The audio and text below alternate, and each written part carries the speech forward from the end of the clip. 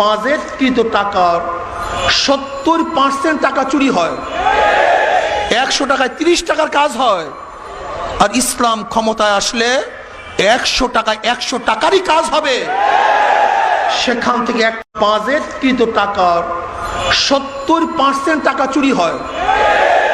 100 টাকায় 30 টাকার কাজ হয়। আর ইসলাম ক্ষমতায় আসলে 100 টাকায় 100 টাকারই কাজ হবে। সেখান থেকে এক বাজেটকৃত টাকার 70% টাকা চুরি হয়। 100 টাকায় 30 টাকার কাজ হয়। আর ইসলাম ক্ষমতায় আসলে 100 টাকায় 100 টাকারই কাজ হবে। সেখান থেকে এক বাজেটকৃত টাকার 70% টাকা চুরি হয়। 100 টাকায় 30 টাকার কাজ হয়। আর ইসলাম ক্ষমতায় আসলে 100 টাকায় 100 টাকারই কাজ হবে।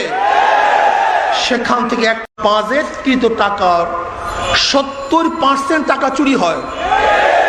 100 টাকায় 30 টাকার কাজ হয়।